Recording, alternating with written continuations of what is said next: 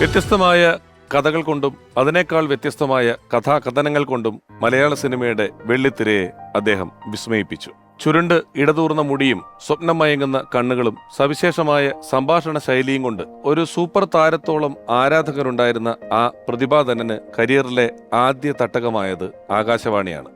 കേവലം വാർത്താവായനയിൽ പോലും ആരാധക സഹസ്രങ്ങളെ സൃഷ്ടിച്ച ആ ബഹുമുഖ പ്രതിഭ തന്റെ എണ്ണം പറഞ്ഞ സാഹിത്യ രചനകൾക്കിടയിൽ ചലച്ചിത്ര ലോകത്തേക്ക് ചുവടുവെച്ചത് മലയാള സിനിമയുടെ സുഹൃതം തന്നെയായിരുന്നു. സ്വയം സംവിധാനം ചെയ്തതുൾപ്പെടെ ക്ലാസും മാസും കൈയടിച്ച 36 തിരക്കഥകൾ സമ്മാനിച്ച് ചലച്ചിത്ര രചനയുടെ ദൃശ്യ വ്യാകരണം മാറ്റി എഴുതിയ അഭ്ര ഗന്ധർവൻ. ക്ലാരയും ജയകൃഷ്ണനും, സോളമനും സോഫിയയും, പപ്പുവും രതിച്ചേച്ചിയും, തകരയും സുഭാഷിണിയും, ആലീസും രവി പുത്തൂരാനും, വിശ്വനാഥനും, കളൻ പവിത്രനും, ഷേർലിയും, റോയ് വർഗീസും, ഗന്ധർവനും മുതൽ എത്രയോ സ്വപ്ന തുല്യമായ കഥാപാത്രങ്ങളെ മലയാളിക്ക് സമ്മാനിച്ച അനശ്വര ജന്മം. ഓർമ്മയിലെന്നും പത്മരാജൻ. ഞാൻ ഗന്ധർവൻ. ചിത്രശലഭമാകാനും മേഘമാലകളാകാനും പാവയാകാനും പറവയാകാനും മാനാവാനും മനുഷ്യനാവാനും നിന്റെ ചുണ്ടിന്റെ മുത്തമാവാനും നിമിഷാർത്ഥം പോലും ആവശ്യമില്ലാത്ത ഗഗൻചാരി.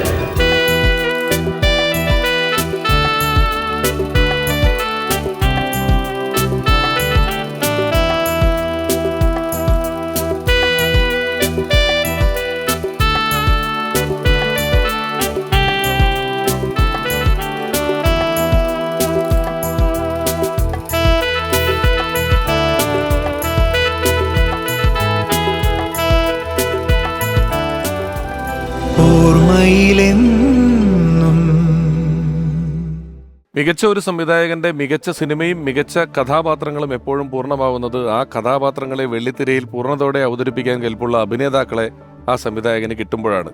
അഥവാ അത് കിട്ടുന്നില്ലെങ്കിൽ അത് കണ്ടെത്തുമ്പോഴാണ്. പത്മരാജൻ എന്ന സംവിധായകൻ കണ്ടെത്തിയ ഒരു നടൻ.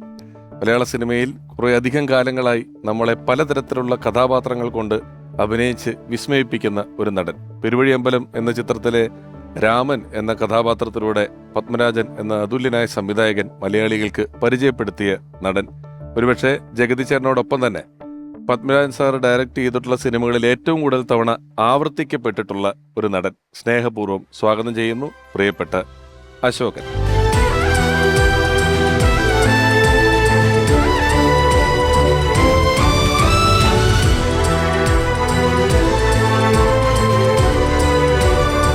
നമസ്കാരം.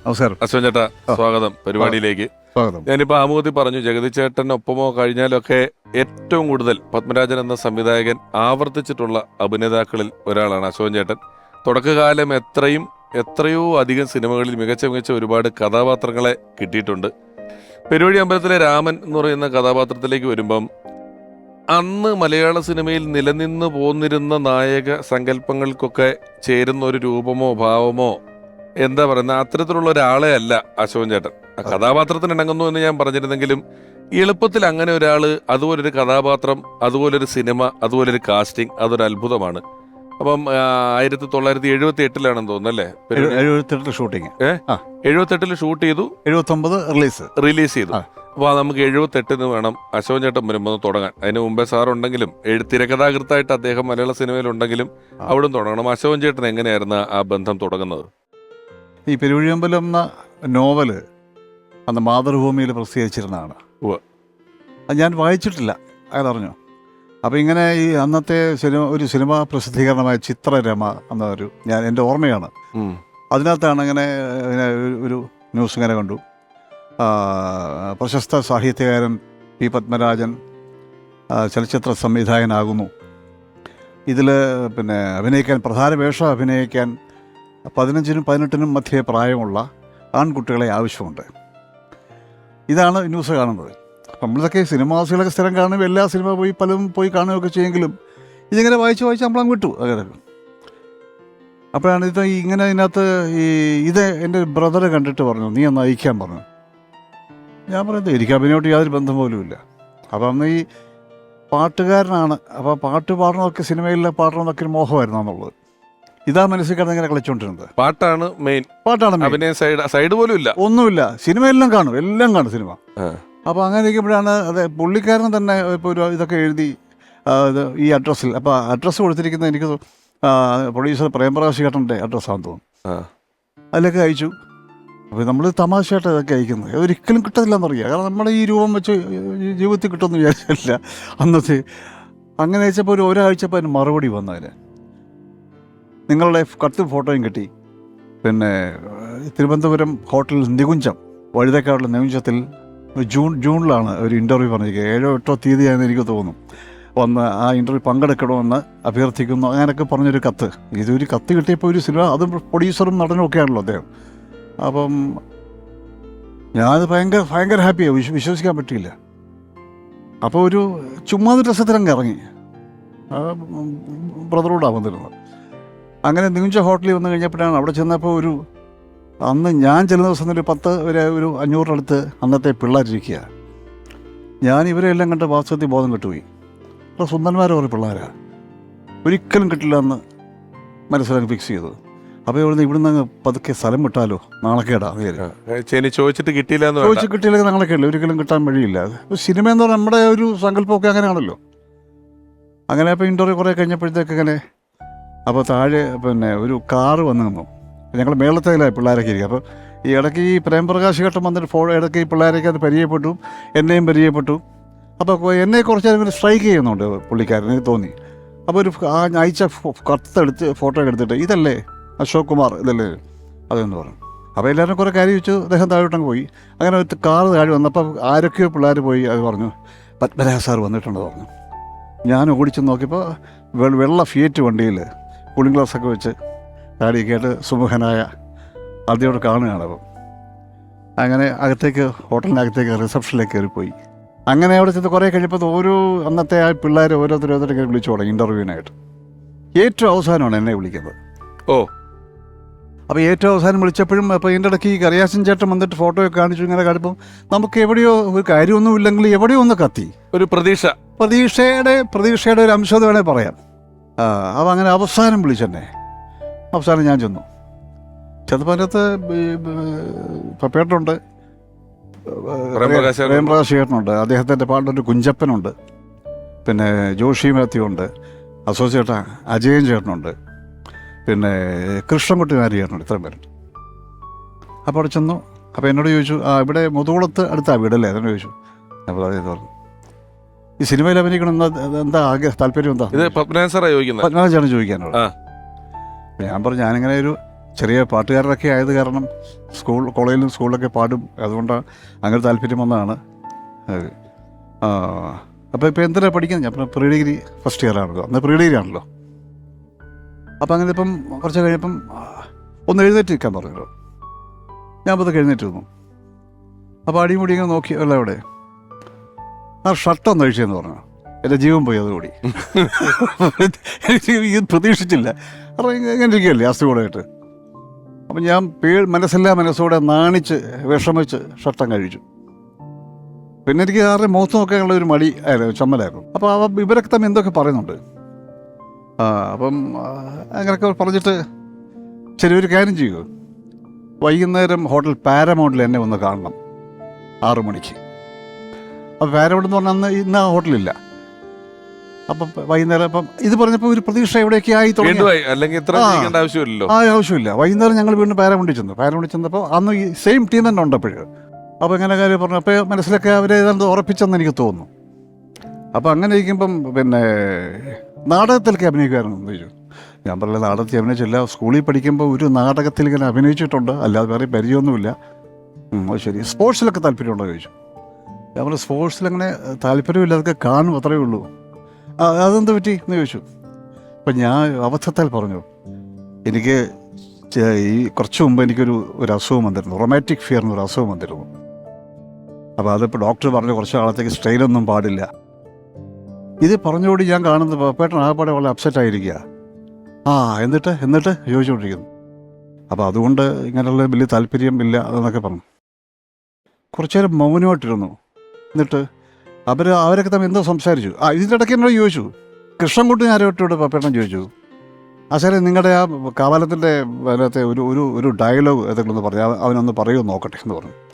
ഇതോട് പറഞ്ഞപ്പോഴത്തേക്ക് എൻ്റെ സകല ജീവനും പോയി. കാരണം ഒരിക്കലും ഡയലോഗ് ഞാൻ പറയത്തില്ലെന്ന് എനിക്കറിയാം. തകർന്നു പോയി. അപ്പം ഞാൻ പ്രാർത്ഥിക്കുക, ഈശ്വര ഈ ഡയലോഗ് കിട്ടല്ലേ പ്രാർത്ഥിക്കുകയാണ്. കുറേ കഴിയുമ്പോൾ ഈ പത്മരാജേട്ടൻ്റെ പറഞ്ഞു, അന്ന് വേണ്ട, സാരമില്ല, കുഴപ്പമില്ല. അപ്പോൾ ഞാൻ എൻ്റെ പ്രാർത്ഥന ഫലിച്ചു. ഇതെല്ലാം കഴിഞ്ഞപ്പോഴാണ് ഈ അസുഖത്തിൻ്റെ കാര്യം ഞാൻ പറയുന്നത്. അപ്പോൾ കുറച്ച് കഴിഞ്ഞിട്ട് പറഞ്ഞു, അല്ല ഇങ്ങനെയുള്ള ഒരാളിനെ ഇങ്ങനെ സിനിമയിൽ എടുക്കാൻ കുറച്ച് പ്രയാസമാണ്. കാരണം ഞാൻ ആദ്യം ചെയ്ത സിനിമ, പ്രൊഡ്യൂസർ ലക്ഷങ്ങൾ മുടക്കുന്ന ഒരാൾ, പുള്ളിയുടെ ആദ്യ സിനിമ. അപ്പോൾ അങ്ങനെ ആയ സ്ഥിതിക്ക് നിങ്ങളുടെ ആദ്യത്തെ സിനിമ, അതുകൊണ്ട് ഞങ്ങളൊന്ന് ആലോചിക്കട്ടെ എന്ന് പറഞ്ഞു. ആലോചിക്കട്ടെ പറഞ്ഞപ്പോൾ തന്നെ നമ്മുടെ പ്രതീക്ഷ മിക്കവാറൊക്കെ അസ്തമിച്ചു. നിരാശരാൽ തിരിച്ച് വീട്ടിൽ പോവാ എന്ന്.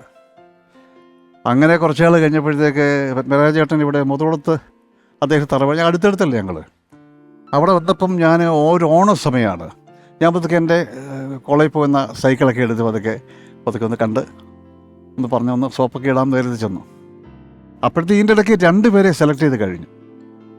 അതിൽ തന്നെ അഭിനയിച്ച 2 പേരാണ് ഓൾമോസ്റ്റ് സെലക്ട് ചെയ്ത് കഴിഞ്ഞു. അത് പിന്നീട് പറഞ്ഞു എന്നോട്. ഞാൻ പറഞ്ഞു, ഞാൻ എന്നെ തന്നെ പടത്തിൽ ഇടണം എന്ന് പറഞ്ഞു. റൊമാൻറ്റിക് ഫീവർ ഒക്കെ പറഞ്ഞല്ലാണ്ട് കാര്യമായിട്ടില്ല. ഇല്ല, അത് ഞാൻ ഇപ്പം ഞാനൊരു ഞാൻ പൂർണ്ണ ആരോഗ്യവാനായിരിക്കും. അത് പറഞ്ഞെന്താ അറിയോ, ഞാൻ ഡോക്ടർ സർട്ടിഫിക്കറ്റ് ഒക്കെ ഹാജരാക്കി തരാം. അത് എപ്പോഴും അതെല്ലാവർക്കും കിട്ടുന്ന കാര്യമല്ലേ. അല്ല അതല്ല, എന്തായാലും അതൊക്കെ പറഞ്ഞു. അല്ലേ ഞങ്ങളൊന്ന് ആലോചിക്കട്ടെ എന്ന് പറഞ്ഞു. ഞാൻ അവിടെ നിന്നൊരു വീണ്ടും വലിയ പ്രതീക്ഷയൊന്നുമില്ല, എന്നാൽ ഏതോ ഒരു 10% പരസ്യ പ്രതീക്ഷ. ഞാൻ വീണ്ടും സൈക്കിളിൽ പോയി. അത് കഴിഞ്ഞൊരു 1 മാസം കഴിഞ്ഞപ്പോഴാണ് ഒരു ട്രങ്കോൾ വീട്ടിൽ വരുന്നത്. അന്ന് സ്റ്റഡി ഇല്ലല്ലോ, മൊബൈലൊന്നുമില്ല. ട്രങ്കോൾ അത് ഞാൻ പ്രൊഡക്ഷൻ മാനേജർ പിള്ളയാണ്. പത്മരാജ് സാറ് പറഞ്ഞിട്ട് വിളിക്കുകയാണ്, ഉടനെ തന്നെ തിരുവനന്തപുരത്ത് വരണം, ഹോട്ടൽ അമൃതയിൽ വരണം എന്ന് പറഞ്ഞു. ചെന്നപ്പോഴാണ് പറയുന്നത്, ഏതായാലും ഞങ്ങൾ നിന്നെ തന്നെ എടുക്കാൻ തീരുമാനിച്ചിരിക്കുക. അപ്പോൾ കറിയാസൻ ചേട്ടനുണ്ട് കൂടെ, 2 കൂടെ. ഷൂട്ടിംഗ് ഡേറ്റൊക്കെ അറിയിക്കുക. അപ്പം ക്ലാസ്സൊക്കെ എന്ത് ചെയ്യുന്നു ചോദിച്ചു. കാരണം സെക്കൻഡ് ഗ്രൂപ്പാണ് ഞാൻ. അപ്പോൾ ഞാൻ പ്രാക്ടിക്കലൊക്കെ അല്ലേ ഞാൻ പറഞ്ഞുണ്ട്, അതെന്ത് ചെയ്യും, അത് കുഴപ്പമില്ല, അഡ്ജസ്റ്റ് ചെയ്തോളാം. അങ്ങനെ പെരുവഴി അമ്പലം എന്ന് പറയുന്ന സിനിമയിലെ ഹീറോ ആയിട്ട് അശോകൻ ചേട്ടൻ എത്തുന്നു. ഒപ്പം ഈ പറഞ്ഞതുപോലെ പ്രേമരാജ് എന്ന് പറഞ്ഞ അദ്ദേഹം ആദ്യമായിട്ട് നിർമ്മിക്കുന്നു. സർവോപരി അതിനു മുമ്പ് എത്രയോ സിനിമകൾക്ക് തിരക്കഥ എഴുതിയിട്ടുള്ള, സൂപ്പർ ഹിറ്റ് ആയിട്ടുള്ള അല്ലെ, ഒരുപാട് സിനിമകൾക്ക് തിരക്കഥ എഴുതിയിട്ടുള്ള പത്മരാജൻ എന്ന് പറയുന്ന ഒരു എഴുത്തുകാരൻ ആദ്യമായി സംവിധായകനാകുന്നു.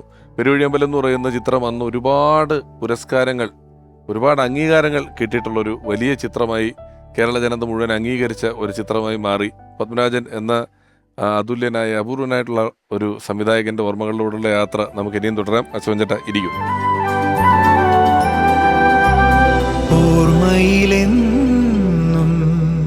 പെരുവഴി അമ്പലത്തിലെ കഥാപാത്രത്തിന് അങ്ങനെ ഒരു രൂപവും നമുക്കിപ്പോൾ ആ സിനിമ കാണുമ്പം അത് അശോകൻ ചേട്ടന് വളരെ ആപ്റ്റ് ആയിട്ടുള്ള ഒരു കഥാപാത്രമായിട്ട് തന്നെയാണ് തോന്നുന്നത്. പക്ഷേ അതിന് ശേഷം ഒരിടത്തൊരു ഫയൽവാൻ എന്ന് പറയുന്ന ചിത്രത്തിലെ കണ്ണൻ എന്ന് പറയുന്ന കഥാപാത്രം, ഇടവേളയിലെ തോമസ് എന്ന് പറയുന്ന കഥാപാത്രം, തിങ്കളാഴ്ച നല്ല ദിവസത്തിലെ വേണു, അരപ്പെട്ടയുടെ ഗ്രാമത്തിലെ ഹിലാൽ എന്ന് പറയുന്ന കഥാപാത്രം, തൂവാനത്തുമ്പികളിലെ ഋഷി എന്ന് പറയുന്ന ക്യാരക്ടർ, മൂന്നാം പക്കത്തിലെ രഞ്ജിത്ത് എന്ന് പറയുന്ന ക്യാരക്ടർ, സീസണിൽ പൊറിഞ്ചു, ഇങ്ങനെ ഇത്രയും ക്യാരക്ടറുകൾ നിരന്തരം ഈ സംവിധായകൻ അശോകൻ ചേട്ടനെ വിളിക്കുകയാണ്.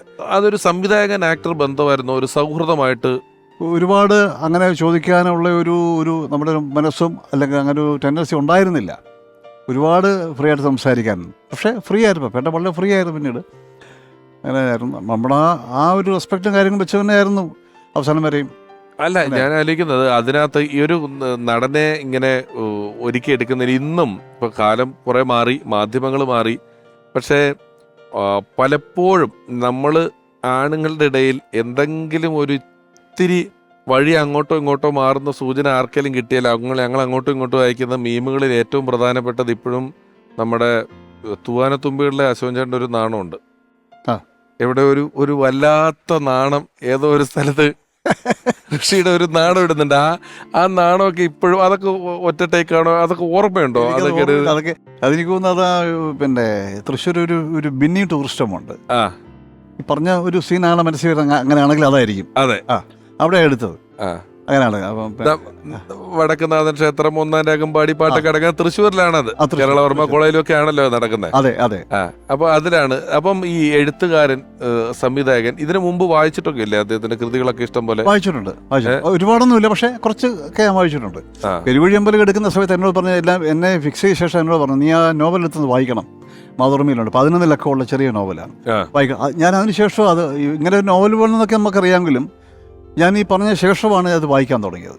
അദ്ദേഹത്തിന്റെ തന്നെ ചെറുകഥകളും നോവലുകളൊക്കെ ഇഷ്ടംപോലെ ഇപ്പം എനിക്ക് തോന്നുന്നു ഇപ്പം നമ്മൾ പറഞ്ഞത് തൂവാനത്തുമ്പികളെ പറ്റിയാണ്ട് ഉദകപ്പോള എന്ന് പറയുന്ന അദ്ദേഹത്തിന്റെ ഒരു ചെറുകഥയാണ് തൂവാനത്തുമ്പികൾ എന്ന് പറയുന്ന സിനിമയായിട്ട് പിന്നീട് മാറ്റിയിട്ടുള്ളത്. പൊതുവെ അതിന്റെ ഒരു സാഹിത്യം അതിൽ പൊതുവെ പലതിലും ഒരു സാഹിത്യത്തിൻ്റെതായ ഒരു ഗുണം പല സിനിമകളിലും അദ്ദേഹത്തിൻ്റെതായിട്ട് കണ്ടിട്ടുണ്ട്.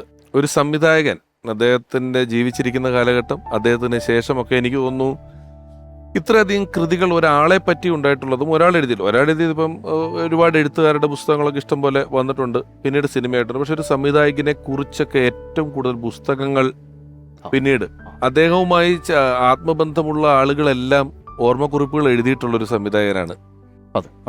അദ്ദേഹത്തിന്റെ തിരക്കഥകൾ പുസ്തകങ്ങളാകുമ്പം ഒരുപാട് വിറ്റുപോകുന്നു. അല്ലെങ്കിൽ അദ്ദേഹത്തിന്റെ സുഹൃത്തുക്കളെല്ലാം അദ്ദേഹത്തിന്റെ ഓർമ്മക്കുറിപ്പുകൾ അദ്ദേഹവുമായി ഉണ്ടായിരുന്ന നിമിഷങ്ങളെല്ലാം പുസ്തകങ്ങളാക്കി എഴുതുന്നു.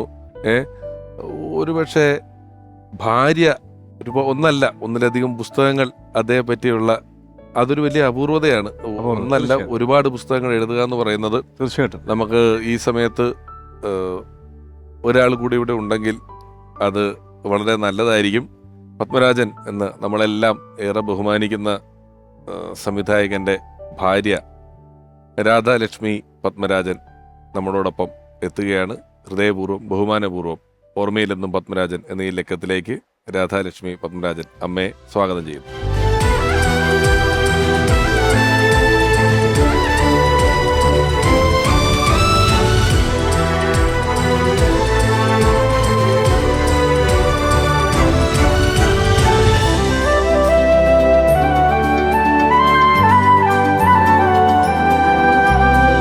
നമസ്കാരം, സ്വാഗതം.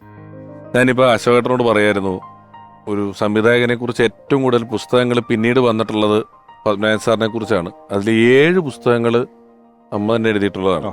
7 പുസ്തകങ്ങളില് ഒരെണ്ണം പത്മരാജനെ കുറിച്ചല്ല, ഒരു നോവലാണ്. അതിൽ ഈ എന്റെ ഗന്ധർവൻ എന്ന് പറയുന്ന ബുക്ക് പൂർണ്ണമായും അദ്ദേഹത്തിന്റെ ഓർമ്മകളുള്ള ഒരു ബുക്കല്ലേ, ഞാൻ വായിച്ചിട്ടുണ്ട്. അപ്പൊ ഞാൻ ഇന്നിപ്പോ എപ്പിസോഡ് തുടങ്ങുന്നതിന് മുമ്പ് അമ്മ വന്നപ്പം താഴെ ചെന്നിരുന്ന് ഇങ്ങനെ സംസാരിക്കുമ്പം ഒരു വരി എന്നോട് പറഞ്ഞത്, കല്യാണം എന്ന് പറയുന്നത് ഒരു മാജിക്കാണ്. അതെങ്ങനെയാണ് എവിടെയാണ് നടക്കുന്നതെന്നൊന്നും നമുക്കറിയില്ല. പല കല്യാണാലോചനകൾ പല കാര്യങ്ങളൊക്കെ ഉണ്ടായിരുന്നെങ്കിലും പത്മരാജന്റെ ഭാര്യ എന്നറിയപ്പെടാനാണ് എൻ്റെ നിയോഗം. അത് അടുത്ത ജന്മത്തിലും അങ്ങനെ തന്നെ ആയാൽ മതി എന്നുള്ള രീതിയിലാണ് പറഞ്ഞത്. ഞാൻ അനന്തപത്മനാഭനോടും മകൻ അദ്ദേഹത്തിനോടും ഈ കാര്യങ്ങളൊക്കെ വിളിച്ച് സംസാരിച്ചിരുന്നു. നിങ്ങൾ പരിചയപ്പെടുന്ന സമയത്ത് ആകാശവാണിയിലെ ജോലിക്കാരാണ് രണ്ടുപേരും, അങ്ങനെയല്ലേ? അതെ, ഞാനാണ് ആദ്യം ജോയിൻ ചെയ്യുന്നത്. ഒരു ഏപ്രിൽ 21 ഞാൻ ജോയിൻ ചെയ്തു. 26 അദ്ദേഹം വരുന്നു. അദ്ദേഹത്തിന് ആദ്യം ടേൺ ടേബിളും ടേപ്പ് ഡെക്കും ഒക്കെ എങ്ങനെ ഓൺ ചെയ്യണം എന്ന് പഠിപ്പിച്ചു കൊടുക്കുന്നത് ഞാനായിരുന്നു. ഏതാ വർഷം? 65. 1965. ഞങ്ങൾ രണ്ടിനും കോളേജിൽ നിന്ന് പാസ്സായിട്ടേ ഉള്ളൂ. ഞാൻ 64 പാസ്സാവുന്നത്, അദ്ദേഹം 63 പാസ്സായി. തൃശ്ശൂർ ആകാശം. അതെ, ആ സമയത്ത് ചേട്ടൻ കഥകൾ എഴുതിയിട്ടുണ്ടല്ലോ അല്ലേ? പിന്നെ അവിടെ 65 ആദ്യമായിട്ട് എഴുതുന്നത്. 65 ലോല മിൽഫോർഡ് എന്ന അമേരിക്കൻ പെൺകിടാവ് ആണ് ആദ്യത്തെ പബ്ലിഷ് ചെയ്യുന്ന കഥ. അതെ, അവിടെ ഇതെല്ലാം പരിചയപ്പെടുത്തി കൊടുക്കുന്നതൊക്കെ അമ്മയാണ്. അതെ, ഇതെങ്ങനെയാ ഈ മെഷീൻസ് ഒക്കെ ഓപ്പറേറ്റ് ചെയ്യേണ്ടതെന്ന്. ഞാൻ ആ സീനിയറായിട്ട് വന്നത് ഞാനായതുകൊണ്ട് 4-5 ദിവസത്തെ സീനിയോറിറ്റി ഉണ്ടല്ലോ, അപ്പൊ ഞാനാണത് പറഞ്ഞു കൊടുക്കുന്നത്. അപ്പം നല്ല കൗമാരക്കാരനായിട്ട് നിൽക്കുന്ന ആളാണ്. സിനിമ സ്വപ്നങ്ങളൊക്കെ ആ സമയത്തുണ്ടോ? 20 വയസ്സായിട്ടില്ല. 20 വയസ്സായിട്ട് കോളേജിൽ നിന്ന് വന്നല്ലേ ഉള്ളൂ, കൊച്ചു പയ്യനല്ലേ. അവര് വരുന്നു. അതിനുശേഷം ഒരു വിവാദ പ്രണയമായിരുന്നു അത്. ആ സമയത്ത് ഞാൻ മോനെ വിളിച്ച് ചോദിച്ചു, കാരണം എനിക്ക് അമ്മയെ വിളിച്ച് ചോദിക്കാൻ പറ്റൂല. അപ്പം അനന്തപത്മനാഭനാണ് എനിക്ക് കുറെ ഡീറ്റെയിൽസ് പറഞ്ഞു തന്നത്. കാരണം ആ സമയത്ത് ഈ അമ്മയുടെ തറവാടെന്ന് പറയുന്നത് വലിയൊരു പാരമ്പര്യം, എഴുത്തച്ഛനൊക്കെ വീട്ടിൽ വരുമായിരുന്ന അതുപോലെയൊക്കെ ഉള്ള അല്ലേ, എഴുത്തച്ഛൻ വന്നിരുന്ന വീടാണ് എൻ്റെ. ഈ ഒരു പാരമ്പര്യമൊക്കെ അവകാശപ്പെടുന്ന തറവാടും പത്മനാഭൻ സാറ് തിരുവനന്തപുരംകാരൻ, കൊടും വിപ്ലവമായിരുന്നു. എന്നിട്ട് അമ്മേനെ അവിടുന്ന് ജോലി റിസൈൻ ചെയ്ത് വീട്ടിൽ കൊണ്ടുപോവുക ചെയ്തില്ലേ? അതെന്താന്ന് വെച്ചാല് അവിടെ വേറെ സ്ത്രീകൾ ആരുമില്ല. അപ്പൊ കൂട്ടത്തിൽ കുട്ടികൾ തമ്മിലുള്ളൊരു ബന്ധം ഉണ്ടായി എന്ന് വേണമെങ്കിൽ പറയാം. ഞങ്ങൾ രണ്ടുപേരും അപ്പൊ കോളേജിൽ നിന്ന് പാസ്സായി വന്നിട്ടേ ഉള്ളൂ. അപ്പോൾ അത് കാരണം മാത്രമല്ല ഞങ്ങളാണ് എപ്പോഴും അനൗൺസേഴ്സാണ് ഒന്നിച്ച്, ഞങ്ങൾ രണ്ടുപേരും അനൗൺസേഴ്സ് ആയിരുന്നു. പിന്നെയാണ് വെൺമണി വിഷ്ണു ഉണ്ടായിരുന്നു. ഞങ്ങൾ ഈ അനൗൺസേഴ്സും എല്ലാവരും ഒരു ഡ്യൂട്ടി ഓഫീസേഴ്സും ഒരു മുറിയിലായിരിക്കും, എൻജിനീയേഴ്സൊക്കെ വേറെ സ്ഥലത്തായിരിക്കും. അപ്പോൾ പലപ്പോഴും ഞങ്ങൾ രണ്ടുപേരും മാത്രമായിട്ട് ഡ്യൂട്ടിയിലേക്ക് വരുന്ന സമയം ഉണ്ടായിരുന്നു. അങ്ങനെ നാച്ചുറലായിട്ടൊരു അടുപ്പം ഉണ്ടായി. കൊച്ചു പിള്ളേർ തമ്മിലുള്ള ഒരു അടുപ്പം എന്ന് വേണമെങ്കിൽ പറയാം. അങ്ങനെയാണ് ഡെവലപ്പ് ചെയ്തത്. ഈ പത്മരാജൻ ചിത്രങ്ങളിലെ പ്രണയം എന്ന് പറയുന്നത് നമ്മൾ പല സന്ദർഭങ്ങളിൽ, പല ചിത്രങ്ങളിൽ, പല കഥാപാത്രങ്ങളിലൂടെ യാത്ര ചെയ്ത് നോക്കുമ്പം വളരെ വേറിട്ടതാണ്, തീവ്രമായിട്ടുള്ളതാണ്, വളരെ വിഭിന്നമായിട്ടുള്ള വഴികളിലുള്ളതാണ്. നമ്മൾ ഈ മലയാളികൾ കണ്ട് ശീലിച്ചിട്ടില്ലാത്ത, അല്ലെങ്കിൽ കൺവെൻഷനലായിട്ട് പുറത്ത് ഉറക്കെ പറയാൻ ഭയക്കുന്ന തരത്തിലുള്ള ഒരുപാട് പ്രണയങ്ങൾ അദ്ദേഹത്തിന്റെ സിനിമകളിൽ നമ്മൾ, അത് രതിചേച്ചിയും പപ്പു ആണെങ്കിലും ശരി, പലതുമാണെങ്കിലും ശരി. പക്ഷേ ആൺപെൺ പ്രണയങ്ങൾക്കപ്പുറം അന്നത്തെ കേരള സമൂഹത്തിലെ ഒരു വാണിജ്യ സിനിമയിൽ പറയാൻ അല്ലെങ്കിൽ പറയാൻ ആരും മുതിരാത്ത കഥകളിലൊന്നായ ഒരു സ്വവർഗാനുരാഗം വിഷയമാക്കിയ ഒരു സിനിമ അന്ന് ദേശാടനക്കിളി കരയാറില്ല എന്ന് പറയുന്ന ചിത്രം ചെയ്യുകയും അതേറെ ചർച്ച ചെയ്യപ്പെടുകയും ചെയ്തിട്ടുള്ള ഒരു സിനിമയാണ്. ആ സിനിമയിലൂടെ മലയാളികൾക്ക് പ്രിയപ്പെട്ട ഒരാളായി മാറിയ, പിന്നീട് വീണ്ടും പത്മരാജൻ കഥാപാത്രങ്ങളിലൂടെ നമ്മൾ ഒരുപാട് ഇഷ്ടപ്പെട്ട ഒരു അഭിനേത്രി. ഏറെ സ്നേഹപൂർവ്വം ഞാൻ ഒരാളെ കൂടി ഇങ്ങോട്ട് ക്ഷണിക്കുകയാണ്, പ്രിയപ്പെട്ട ശാരി.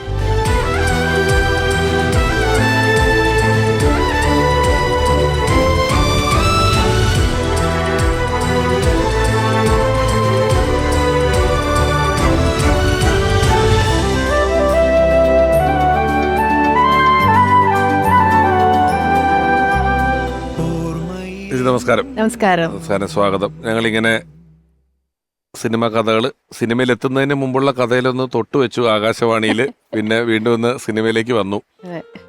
ദേശാടനക്കിളി കരയാറില്ല, അതുപോലെ തന്നെ നമുക്ക് പാർക്കാൻ മുന്തിരി തോപ്പുകളിലെ സോളമനും സോഫി എന്നൊക്കെ പറയുന്നത് വൺസ്, ഇപ്പോൾ എത്ര വർഷം, 40 വർഷം അല്ലെ 35 വർഷം മുമ്പ് വൺസ് ഒരു സിനിമയും അതിലൊരു കഥാപാത്രവും ഒരു ആർട്ടിസ്റ്റിന് അത്ര ഇണങ്ങി കിട്ടിയാൽ പിന്നെ അവരുടെ ലൈഫ് ലോങ് അതൊരു അസറ്റാണ്, ഒരു ഫിക്സഡ് ഡെപ്പോസിറ്റ് പോലെയാണ് ഒരു നല്ല ക്യാരക്ടർ എന്ന് പറയുന്നത്.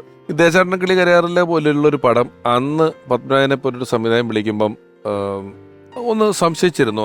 അങ്ങനെ ഒരു പടത്തിന്റെ കഥ ഈ നമ്മുടെ സമൂഹത്തിൽ ഒരു ഹീറോയിനായിട്ട് വരാൻ ആഗ്രഹിക്കുന്ന ഒരാൾ ഇതാണോ വേഷം, അങ്ങനെയൊക്കെ സംശയിച്ചിട്ടുണ്ടോ എപ്പോഴെങ്കിലും? ഒരു തമിഴ് പടത്തിന്റെ ഫോട്ടോസ് ഒക്കെ കണ്ടിട്ടാണ് പത്മരാജൻ സാർ എൻ്റെ വീട്ടിൽ വരുന്നു. ഫുൾ അവരുടെ ടീം മുഴുവൻ ഉണ്ടായിരുന്നു. ലത്തീഫ് ഖാൻ ഉണ്ടായിരുന്നു, പിന്നെ പ്രൊഡ്യൂസേഴ്സ് ഉണ്ടായിരുന്നു, പത്മരാജൻ സാർ ഉണ്ടായിരുന്നു, കുറേ ഒരു 7-8 പേര് വന്നിരുന്നു. പിന്നെ ഇത് മലയാളം പടമാണെന്ന് പറഞ്ഞപ്പോഴേ എൻ്റെ വീട്ടിൽ പറഞ്ഞു, ഇല്ല ഞങ്ങൾക്ക് താല്പര്യം ഇല്ല എന്ന് പറഞ്ഞു.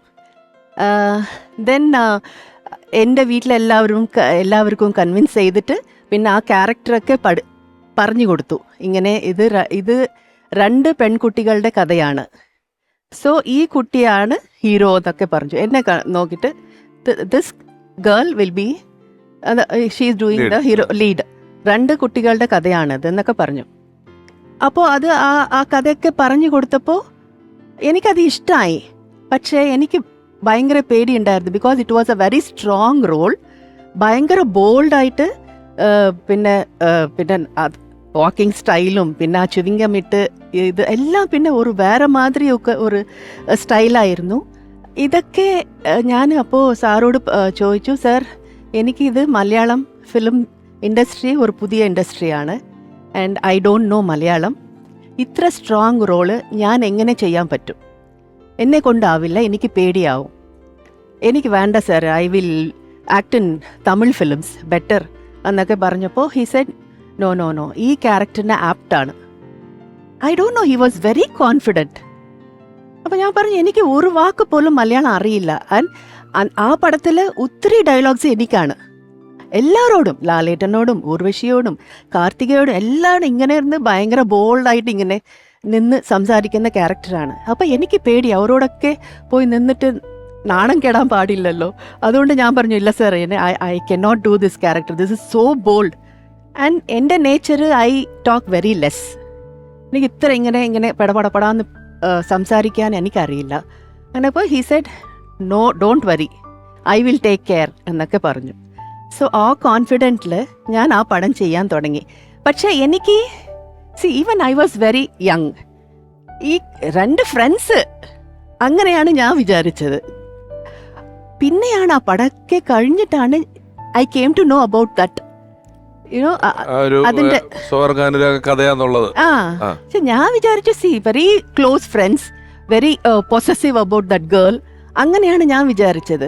എടുക്കുമ്പോഴും അങ്ങനെ ഒരു സംശയം ഉണ്ടായില്ല എനിക്ക്. So it has come out so well. And എനിക്ക് ആ സെറ്റിൽ എനിക്ക് എല്ലാവരും ഒത്തിരി എനിക്ക് സപ്പോർട്ടീവായിട്ട് ഉണ്ടായിരുന്നു. ലാലേട്ടനായിരുന്നു, പിന്നെ Urvashi, Karthika and my associate director Suresh Unnithan. He was amazing. ഇങ്ങനെ ഇരുത്തിയിട്ട് എല്ലാ ഡയലോഗും പഠിപ്പിച്ചു തരും. പത്മരാജൻ എന്ന സംവിധായകനോടൊപ്പം ഒരുപാട് ചിത്രങ്ങളിൽ സഹസംവിധായകനായും സഹയാത്രികനായും പിന്നീട് അദ്ദേഹത്തെക്കുറിച്ച് മനോഹരമായ പുസ്തകം രചിച്ചുമെല്ലാം മലയാളികൾക്ക് പ്രിയപ്പെട്ട ശ്രീ സുരേഷ് ഉണ്ണിത്താൻ സാർ അദ്ദേഹത്തെ ഓർക്കുന്നു. പത്മരാജ സാറിനെ കുറിച്ച് പറഞ്ഞാൽ അദ്ദേഹത്തിൻ്റെ സ്ക്രിപ്റ്റിങ്ങിൽ ഭയങ്കര വ്യത്യസ്തതയുള്ള ആളാണ്. വൈവിധ്യമാർന്ന വിഷയങ്ങളാണ് പത്മരാജ സാറിൻ്റെ സ്ക്രിപ്റ്റിൽ വരാറുള്ളത്. അതിന് ഏറ്റവും വലിയ എക്സാമ്പിളാണ് അരപ്പട്ട കിട്ടിരാവത്തിലും കുഴവടിയും മുന്തിരിത്തുമ്പുകളും തുമ്പികളും അങ്ങനെയുള്ള ചിത്രങ്ങളെല്ലാം തന്നെ അതിന് ഏറ്റവും വലിയ എക്സാമ്പിൾസാണ്. ഒരു സംവിധാനം എന്ന നിലയിൽ പത്മരാജൻ മലയാളത്തിലെ മറ്റ് മികച്ച സംവിധായകർക്കൊപ്പം തന്നെ കിടപിടിക്കുന്ന ആളാണ്. ഭരതനും പത്മരാജനും തമ്മിൽ തുടങ്ങി വെച്ച ടീം വർക്ക് മലയാളത്തിൽ ഒരു പുതിയ ധാര തന്നെ ഉണ്ടാക്കിയെടുത്തു. പത്മരാജ സാറിൻ്റെ സിനിമകളിൽ എനിക്ക് ഏറ്റവും ബെറ്ററായിട്ട് തോന്നിയിട്ടുള്ളത് അരപ്പട്ട രാഗത്തിലും മുന്തിരിത്തുമ്പുകളും തുമ്പികളൊക്കെയാണ്. ഒരു അനുഭവം എന്നുള്ള നില എടുത്തു പറഞ്ഞാൽ പത്മരാജ സാറിൻ്റെ കൂടെ സഹസംവിധാനമായിട്ട് വർക്ക് ചെയ്യുന്ന സമയത്ത് എനിക്കുണ്ടായ അനുഭവം എടുത്തു പറയാവുന്നതാണ്. കാരണം പല തിരക്കഥകൾക്ക് പറയുന്ന രീതിയിലുള്ള അറ്റ്മോസ്ഫിയർ ചിലപ്പം ഷൂട്ടിംഗ് സ്ഥലത്തുണ്ടാകത്തില്ല. അങ്ങനെ എങ്ങനെ സംവിധായകൻ എന്നുള്ള നിലയ്ക്ക് തിരക്കഥാകൃത്തിന് എങ്ങനെ കോംപ്രമൈസ് ചെയ്യുന്നു എന്നുള്ളത് ഒരു അത്ഭുതമായിട്ട് തോന്നിയിട്ടുണ്ട്. സംവിധായകൻ നിലയ്ക്ക് വരുമ്പോൾ തിരക്കഥാകൃത്ത് മാറി നിൽക്കുന്ന അവസ്ഥയാണ് പത്മരാജ സാർ എനിക്ക് തോന്നിയിട്ടുള്ളത്. സുരേഷ് ഉണ്ണിത്താൻ സാറ് പത്മരാജൻ സാറിനെ കുറിച്ച് ഒരു ഉഗ്രം പുസ്തകം എഴുതിയിട്ടുണ്ടോ? പത്മരാജനും ഓർമ്മകളും ഞാനെന്ന് പറഞ്ഞൊരു ബുക്ക് എഴുതിയിട്ടുണ്ട്. അതില് ശരീരത്തെ കുറിച്ച് എഴുതിയിട്ടുണ്ട്, പഠിപ്പിച്ചതും കാര്യങ്ങളൊക്കെ എഴുതിയിട്ടുണ്ട്. ഈ അശോകൻ ചേട്ടനാണെങ്കിലും ശരിയാണെങ്കിലും ജയറാമേട്ടനാണെങ്കിലും ഇങ്ങനെയൊക്കെ ഉള്ള ആളുകളെയൊക്കെ ഒരു പുതിയ സിനിമ കാസ്റ്റ് ചെയ്യുന്നതിന് മുമ്പൊക്കെ വീട്ടിൽ ചർച്ച ചെയ്യോ പറയോ ഫോട്ടോ കാണിക്കുകയൊക്കെ ചെയ്തിട്ടുണ്ടോ? ഇവരൊക്കെ ഈ പറയുന്ന വലിയ സിനിമയിലാകുന്നതിന് മുമ്പ് ഒരു ചെറിയ തീരുമാനം എടുക്കുന്നതിനകത്ത് അമ്മയ്ക്കും കൂടെ ഒരു സജഷനോ കാര്യങ്ങളോ ചോദിക്കലുണ്ടോ? അത് തിരക്കഥ എഴുതുമ്പോൾ തുടങ്ങും. ഞങ്ങൾ സാധാരണ ലൈഫില് ഒരിക്കലും വഴക്കിടാത്തവരാ. അദ്ദേഹത്തിന് അങ്ങനെ ഒരു ദേഷ്യപ്പെടുന്ന സ്വഭാവമേ ഞങ്ങളോടില്ല. വർക്കിന്റെ പോയാൽ നേരെ തിരിയും. അദ്ദേഹം ഞങ്ങളൊക്കെ ദേഷ്യപ്പെടും കേട്ടോ, എന്നെയൊക്കെ വഴക്ക് പറയും. പക്ഷെ ഞാനൊന്ന് പറയാം, എന്നോട് ഒരേ ഒരു പ്രാവശ്യം ദേഷ്യപ്പെട്ടിട്ടുണ്ട്, ഒരേ ഒരു പ്രാവശ്യം. And for a beginner I should tell this, ഇതുമാതിരി ഒരു ലെജൻഡറി ഡയറക്ടർ, ഇതുമാതിരി ഒരു കാമൻ കൂൾ ഡയറക്ടർ കിട്ടുന്നത് ഭാഗ്യമാണ്. അത് I am really blessed. So he will be very calm and quiet. സെറ്റിൽ ഒരു സൗണ്ട് ഒന്നും ഉണ്ടാവില്ല. ആൻഡ് വെരി കൂൾലി ഒരു 2-3 ടേക്ക് പോയാലും ഹി ഈസ് വെരി കാം. ഒരു ടെൻഷനില്ല. ടെൻഷനൊക്കെ നമുക്കാണ്. അയ്യോ ഫിലിം ആണല്ലോ, അപ്പൊ ഫിലിം അല്ലേ. ഈ തമിഴിലൊക്കെ ലെൻസ് വെച്ചായിരുന്നു ആ സമയത്ത് അതിനു വേണ്ടിയാണ് എനിക്ക് കിട്ടി. നല്ല ദേഷ്യപ്പെട്ടു. അന്ന് എല്ലാരും ഉണ്ടായിരുന്നു. ആ സ്കൂളിലാണ്, അത് സ്കൂളിന്റെ പേര് മറന്നുപോയി. ആ സ്കൂളിലാണ് പിന്നെ എൻ്റെ ഷൂട്ട് ഉണ്ടായിരുന്നു. ഒരു 2-3 ദിവസം കഴിഞ്ഞിട്ടാണ് they came to know that I am wearing lens because of Venu. എന്റെ ക്യാമറമാൻ ഉണ്ടല്ലോ, അവരാണ് കണ്ടുപിടിച്ചത്. ഒരു ക്ലോസപ്പ് സൂം വരുമ്പോ എന്നോട് ചോദിച്ചു, ഷാരി എന്താണ് ലെൻസ് എന്തെങ്കിലും ഉപയോഗിക്കുന്നുണ്ടോ? He thought I M using ഇത് പിന്നെ സൈറ്റ് ലെൻസ് ഒക്കെ യൂസ് ചെയ്യല്ലോ, അതുമാതിരി വിചാരിച്ചിട്ട് എന്നോട് ചോദിച്ചു. അപ്പോ ക്ലോസപ്പില് കണ്ടപ്പോ കണ്ടുപിടിച്ചു, എന്ത് ഷാരി എന്താ ലെൻസ് ഉപയോഗിക്കുന്നുണ്ടോ? ഞാൻ ചോദിച്ചു, ആമാ സാർ ഞാൻ ബ്ലാക്ക് ലെൻസ് വെக்கிறேன். അപ്പോ സാരി ഇരുന്ന സാരി എണീറ്റു. ശരിയല്ല ഇങ്ങനെ പറഞ്ഞു തന്നപ്പോ ചൂടായി. എല്ലാരും ഉണ്ടായിരുന്നു അവിടെ. കുറേ പിന്നെ സ്റ്റുഡൻസ് ഉണ്ട്, ടീച്ചേഴ്സ് ഒക്കെ ഉണ്ട്. ആ സ്കൂളിന്റെ എല്ലാവരുടെ മുമ്പ് എന്നെ നാണം കെട്ടുപോയി. അല്ല, ഞാൻ ആ ബുക്കിൽ വായിച്ചത് നിങ്ങൾക്ക് നല്ല പൂച്ചക്കണ്ണുണ്ടല്ലോ, ആരെങ്കിലും ഇത് ലെൻസ് വെച്ച് കറുത്ത ലെൻസ് സാധാരണക്കാരാക്കിട്ടാണ് അത് ചോദിച്ചിട്ടാണ്. അത് പറഞ്ഞു, ഈ ക്യാരക്ടർ ചെയ്യാൻ ഇവിടെ കുറെ ആൾക്കാരുണ്ട്. അത് അല്ലാണ്ട് ഞാൻ ചെന്നൈ വന്നിട്ട് നിന്നെ എന്തിനാ സെലക്ട് ചെയ്തു? Because of your eyes only. ഇവിടെ വേറെ ഒരു പൊണ്ണും കിടക്കാതാ അങ്ങനെയൊക്കെ പറഞ്ഞിട്ട് ഇത് ഞാൻ ഈ വിഷയത്തിലേക്ക് വന്നത് ഇവിടുന്നാണ്. അപ്പൊ ഈ കഥ തിരക്കഥ കേൾപ്പിക്കൂ. തിരക്കഥ എഴുതുമ്പോൾ അത് എഴുതി കഴിഞ്ഞാൽ ആദ്യം വായിക്കണത് ഞാനാണ്. അവിടെ ഞങ്ങള് ഭയങ്കര വഴക്കാ അങ്ങോട്ടും ഇങ്ങോട്ടും. എന്തല്ലേ പലതും ശരിയായില്ല എന്ന് എനിക്ക് തോന്നും. അപ്പം ശരിയായില്ല എന്ന് അദ്ദേഹത്തിനും കൂടി തോന്നുകയാണെങ്കിൽ എന്തെങ്കിലും മാറ്റം വരുത്തും, അല്ലെങ്കിൽ നിങ്ങൾക്ക് യാതൊരു വിവരവും ഇല്ല അവിടെ മിണ്ടായിരുന്നാ മതി. അങ്ങനത്തുള്ള വഴക്കുകളല്ലാതെ വേറെ ഒരു കാര്യത്തിനും അദ്ദേഹം. ഞാൻ തിരക്കഥയ്ക്ക് മാത്രമല്ല ഞാൻ ചെയ്തപ്പം ജയറാമേട്ടനുണ്ട്, അശോകൻ ചേട്ടൻ, ശാരി ചേച്ചി, ഇവരൊക്കെ സിനിമയിലേക്ക് കാസ്റ്റ് ചെയ്യുന്നതിന് മുമ്പ് ഒരു ഡിസിഷന് അതുണ്ട്. അവിടെയും കൂടെ ആദ്യമല്ല, ഞങ്ങൾ രണ്ടുപേരും കൂടെ നിന്നാണ് ഈ ഫോട്ടോസ് എല്ലാം കാണുന്നത്. രണ്ടുപേരും കൂടി ഇരുന്നാണ്. അശോകൻ ചേട്ടനൊക്കെ അയച്ചു കൊടുത്ത ഫോട്ടോ ഇവിടെ കണ്ടിട്ടുണ്ട് കേട്ടോ. അശോകന്റെ ഫോട്ടോ ഓർമ്മയുണ്ട്. ഉണ്ട്. എല്ലാവരുടെയും ഫോട്ടോ ഓർമ്മയുണ്ട്. ജയറാം പിന്നെ നേരിട്ട് വന്ന് കാണുമായിരുന്നു, ഫോട്ടോ അയക്കുകയല്ലായിരുന്നു, ഞങ്ങൾ നേരിട്ട് കണ്ടാണ്. അശോകൻ ചേട്ടൻ്റെ ആദ്യത്തെ സിനിമയെ പറ്റി നമ്മളിപ്പോൾ പറഞ്ഞു പോയതുകൊണ്ട് അതിന്റെ നിർമ്മാതാവായ വളരെ പ്രിയപ്പെട്ട ഒരുപാട് സിനിമകൾ വേറെയും സൂപ്പർ ഹിറ്റായിട്ടില്ല പത്മനാഭൻ സാറിന് തന്നെ ഒരുപാട് ചിത്രങ്ങൾ നിർമ്മിച്ചിട്ടുള്ള നിർമ്മാതാവ് പ്രേം പ്രകാശ് സാർ ഇപ്പോൾ അദ്ദേഹത്തെ വന്നിട്ടുണ്ടോ? അല്ല, സ്റ്റേറ്റ്മെന്റ്. പത്മരാജനെ പറ്റി പറയുമ്പോൾ എനിക്ക് ഒരു മിനിറ്റ് കൊണ്ടോ ഒരു ദിവസം കൊണ്ടോ പറയാൻ പറ്റില്ല. ഇത്രയധികം ആത്മബന്ധം സൂക്ഷിച്ചിരുന്ന രണ്ട് സുഹൃത്തുക്കളായിരുന്നു ഞാനും പത്മനും. എൻ്റെ 3 ചിത്രങ്ങൾ അദ്ദേഹം സംവിധാനം ചെയ്തു. പെരുവഴിയമ്പലം, കൂടെ ഇവിടെ, പറന്നു. പെരുവഴിയമ്പലം അദ്ദേഹത്തിൻ്റെയും എൻ്റെയും ആദ്യത്തെ ചിത്രമാണ്.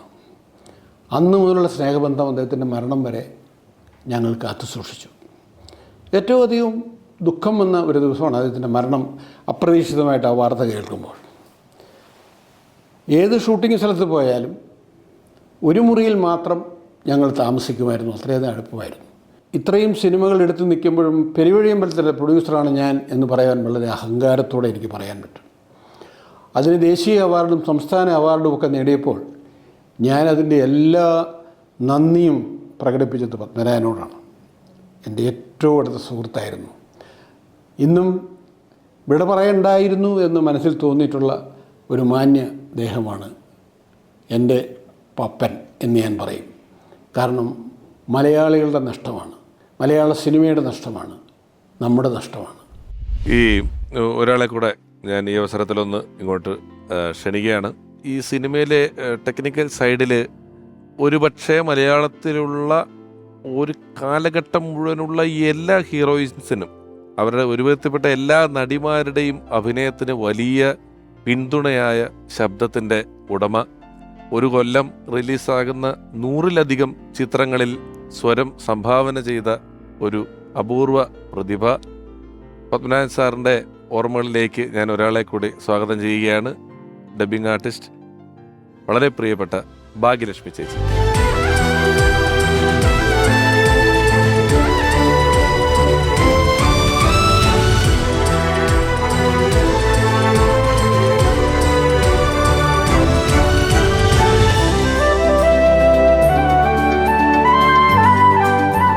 ചേച്ചി സ്വാഗതം ഒരിക്കൽ കൂടി. Thank you.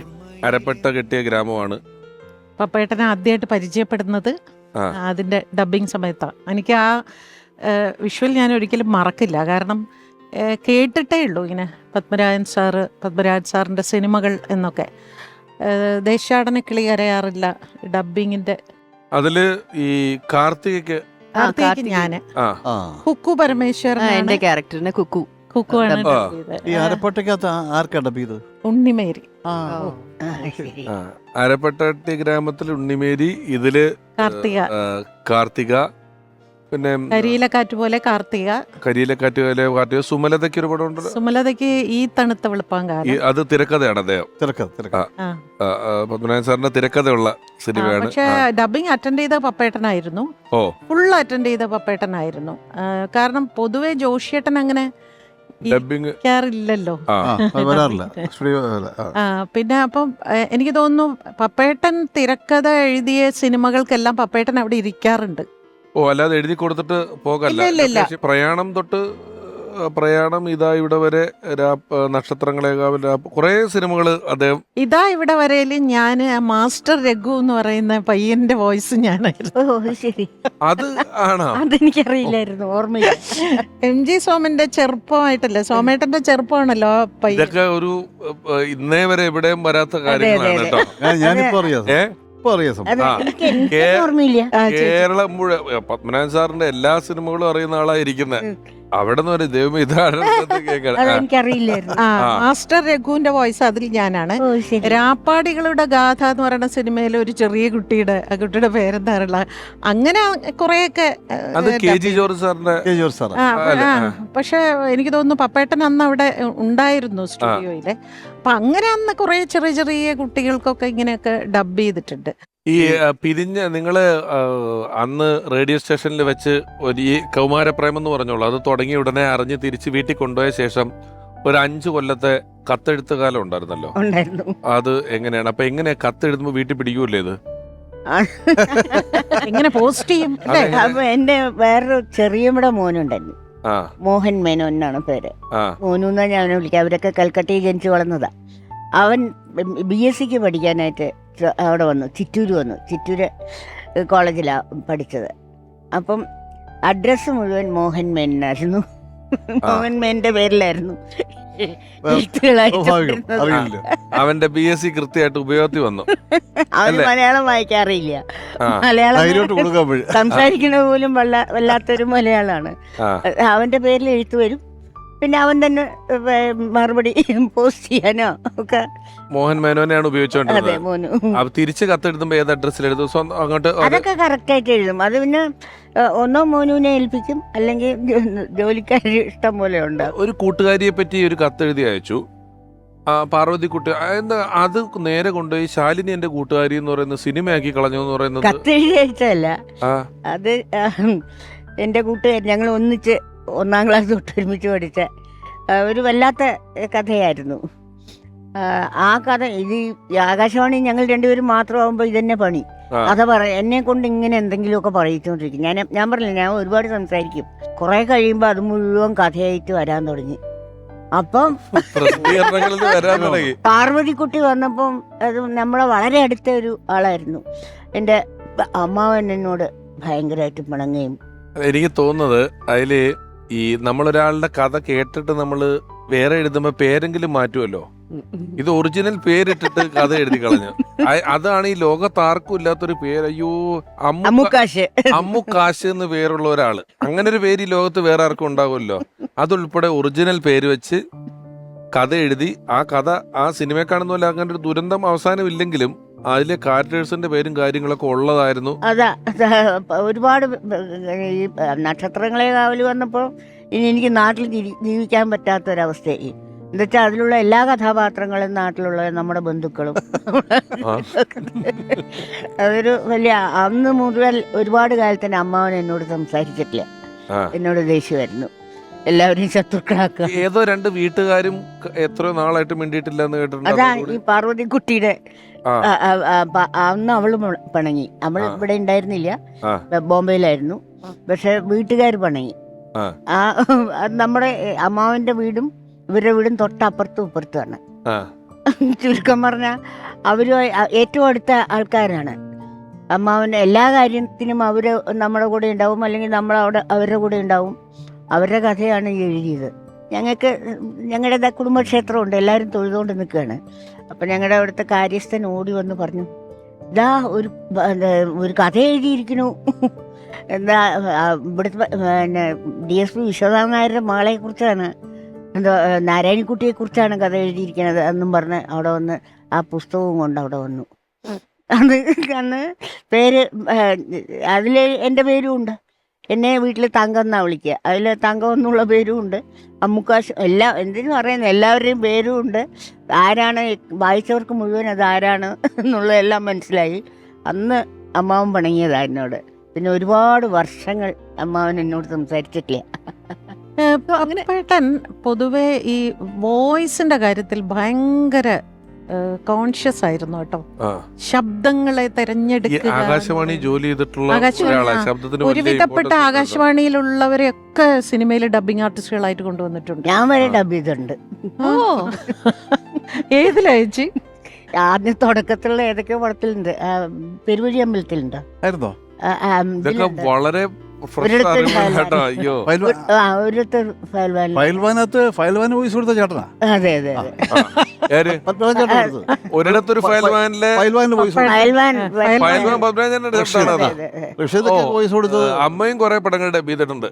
ഡബിങ്ങിനെ കുറിച്ച് ഇത്രയും പറഞ്ഞ സ്ഥിതിക്ക് നമുക്ക് ഞാനിപ്പോ റഹ്മാൻ, അശോകൻ ചേട്ടൻ, ജയറാം ഇങ്ങനെ ആളെ സെലക്ട് ചെയ്യുന്നതിൽ പത്മനാഭൻ സാർ വിദഗ്ധനായിരുന്നല്ലോ. അതെ, അതെ. അങ്ങനെ സെലക്ട് ചെയ്ത ആള് ഡബിങ് ആർട്ടിസ്റ്റ് ആയിട്ടാണ് പിന്നീട് വളരെ പോപ്പുലർ ആയത്. ആക്ടറാണ് കൃഷ്ണേന്ദ്രൻ ചേട്ടൻ. ഇപ്പം ഓർക്കുന്നു. കൃഷ്ണേന്ദ്രൻ. പത്മരാജൻ സാർ ഇല്ലെങ്കിൽ ഞാൻ ഈ രംഗത്തേക്ക് വരിക എന്നുള്ളൊരു സംഭവം ഉണ്ടാവില്ല. അദ്ദേഹമാണ് 1974 ഞാൻ 9ാം ക്ലാസ്സിൽ പഠിക്കുമ്പോൾ ഇവിടുന്ന് കേരളത്തിൽ നിന്ന് ഒരു ടൂർ പോയി.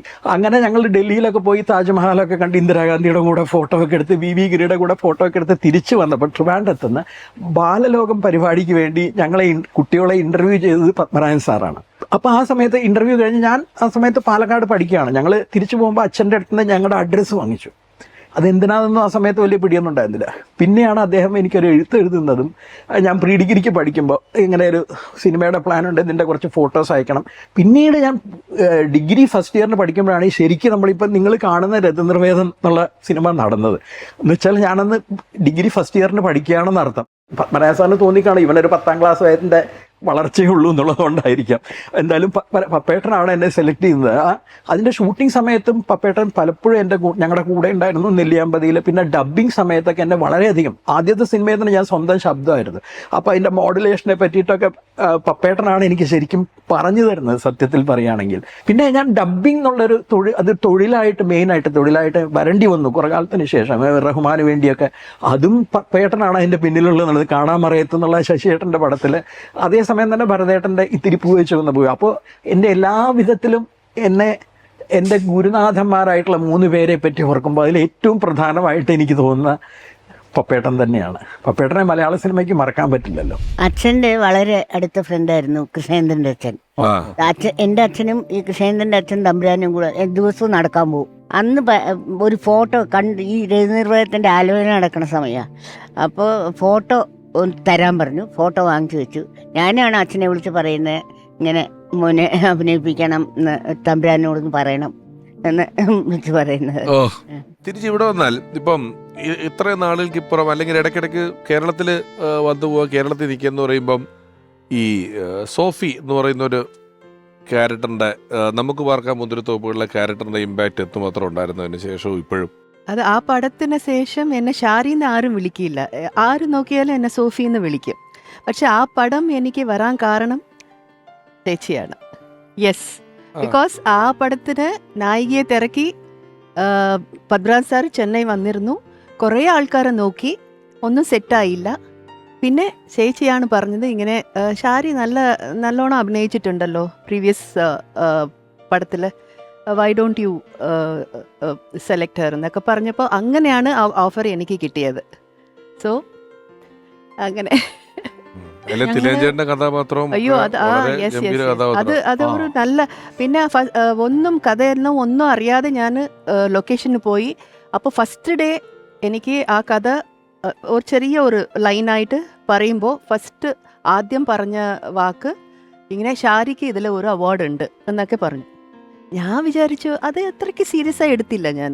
ഐ തോട്ട് ഓക്കെ, എനിക്ക് ഒരു കോൺഫിഡൻസ് വരാൻ വേണ്ടി, എൻകറേജ്മെൻറ്റിന് വേണ്ടി ഇങ്ങനെ പറഞ്ഞിട്ടുണ്ടാവുമെന്ന് വിചാരിച്ചു. ബട്ട് ഫോർ ദാറ്റ് എനിക്ക് കേരള സ്റ്റേറ്റ് അവാർഡ് കിട്ടി, ഫിലിം ഫെയർ അവാർഡ് കിട്ടി, ക്രിട്ടിക്സ് അവാർഡ്, ഇങ്ങനെ പലതും. He was very confident.